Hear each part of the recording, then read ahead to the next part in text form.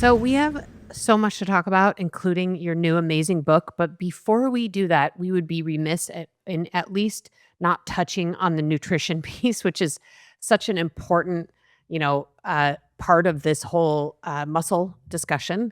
And I don't even know how to sort of tackle this in a short amount of time. But what do you think we're getting Yeah. wrong from a nutrition standpoint still?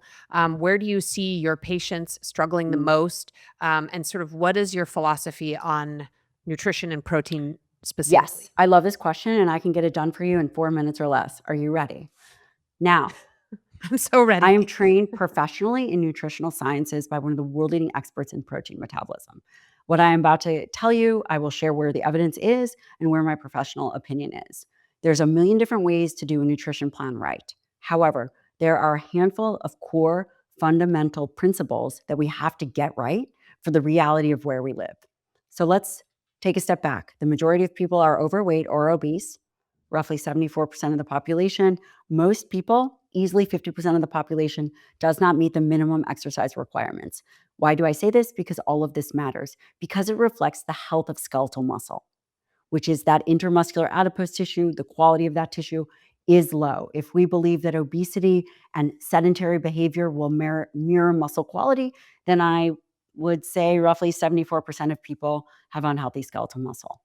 So when we talk about framing up a nutrition plan, we can't have some nebulous idea of who we're talking to. What's the reality right now? The reality is most people are eating between anywhere, let's just say 80 grams of protein a day. 80 grams of protein a day is above, quote, the minimum requirement to prevent deficiencies. Last time I checked, no one cares about that. We're not trying to be the bare minimum.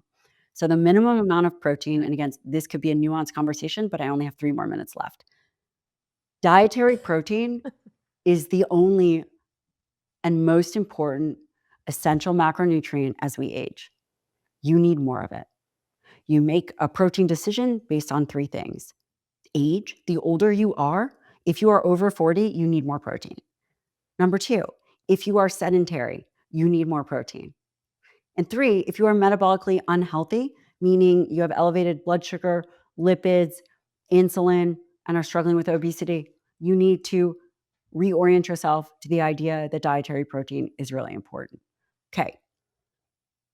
As we think about how much we need in an overall period of time, the minimum for everyone listening is 100 grams of protein.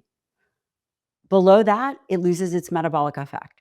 It does a whole host of other things. When you eat for muscle health, everything else falls in line. So a minimum of 100 grams. We need it for these essential amino acids. How do you, if you are sedentary and older, the worst of all worlds is to eat small protein, high carbohydrate diets, i.e., welcome to the food guide pyramid.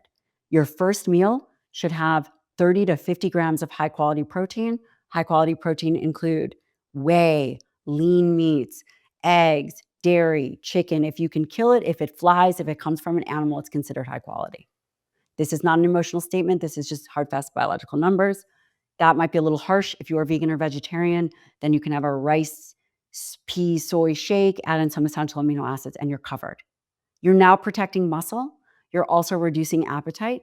You're increasing your will of, avoiding muffins and everything else. And you've stimulated your muscle in an appropriate dose to be able to help protect against aging. So if we just wanted to pick a number, 0.7 to 1 gram per pound of target body weight. That's protein. And I love that 100 grand. I mean, we say like in our Star Out System program, we say zero point 0.8 because we found that seems to be a number people can reasonably hit, right? And it's within that, which is, I think, twice the sort of recommended daily allowance, by the way, which again, we all agree is like, let's I just like to flirt survive. with rickets Yeah, and like, let's scurvy. I just mean, those survive. minimums are good for Well, you me. know that Yeah. number is a completely irrelevant number, right? So everyone asks, Yeah, it's just is random. the Right. RDA, are we eating? So the RDA, for those listening, is the recommended dietary allowance, which is based on nitrogen balance studies, which is from the early 1900s. And there's not one known to man health outcome from a nitrogen balance study. It's an irrelevant number. You say that like it's a Yeah. problem. It's Yeah. an irrelevant number. And the other thing, which I cover in the book, which is new and based on research, and we're going to be publishing a paper on this, is called carbohydrate tolerance. And this is new in the playbook, which I'm really excited to share. It's this idea that we don't think about carbohydrates in an overall amount. We think about carbohydrates in a meal to meal amount. The average American eats 300 grams of carbohydrates a day. That's 3 oral glucose tolerance tests a day. Remember when you had babies and you had to drink that sugar? That's what Yep. people are doing. So the reality is, if you are sedentary and struggling with your body fat percentage, then you cannot dispose of more than 40 grams of carbohydrates in a 2-hour period. Anything above that Boom. I disrupts love metabolism. this. I love these guidelines. I love this. Okay, so I think you do talk about this in your new book. So I think I'd love to just switch over to deep diving, if we can, on the Forever Strong playbook, which is the follow up to your amazing book, which I mentioned earlier, New York Times bestseller. Thank Congratulations, you. Forever Strong. Um, and to me, I see this book as, Forever Strong was like the why you should care about muscle and the science behind it. And this is how you actually implement, and I don't know if this is the right word, like a muscle-centric lifestyle. Is that Yes. a So correct this description of this playbook, book? Yeah. basically, it's actually the first book of its kind. The final copy will be a bigger version with glossy pages, and it has illustrations, it has recipes, it has it's hardcover, and it is meant to bring with you. So it deals with everything that you could imagine, has protocols for hot, for cold, for recovery. Again, it is the first of its kind, and it has mobility, foundational fives, how do we think about injury prevention, everything that I wish that I'd had in a first book, I put in this one. So Yeehaw. yeah. Yeah, and I mean, and I think we all know, there's so much information out there, and it is pretty obvious that just consuming more of it isn't changing people's ways. It's so much more complicated than that. And really is people need a how-to manual, and I see this as such a vital how-to manual in a space where we still, I think there, we joke we have a neighbor whose entire health practice is listening to podcasts about health, but he doesn't actually Mm, do anything. He just consumes information and, so he can talk about the latest and greatest science and information and what we're learning and how to live long, but that doesn't translate into action mm, for him. So I think this book is just so important for that. So one of the things you touched on earlier that I know that you address as well in the Forever Strong playbook is GLP-1s. mm. This is just such a hot topic everywhere. And I know that you actually are, I don't know if I would say you're a fan of I them, but you am. prescribe I them. am a fan of them. Um, and you, I Mhm. think, are a fan. But they come with a like, yes, but.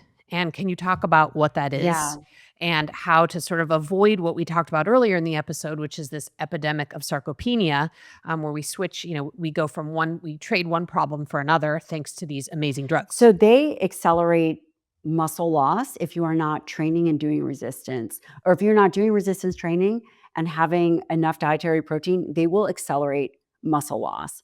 And there's not something magical specific to muscle that happens. So I think that if we look at the evidence, it's not that GLP-1s are degrading muscle faster, it's that it allows for people to slow their gastric emptying, meaning they feel full longer.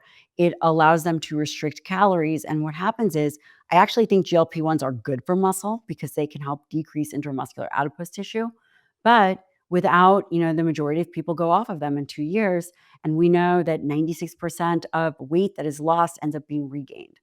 And so, why is this a problem? Because it's not gained in muscle, it's gained in fat. And it will just accelerate the cycle earlier. But they can work great in lower doses, this idea of microdosing. There's a whole host of positive ways it can work. Just have to be really careful and understand that it's not a replacement for good habits and standards.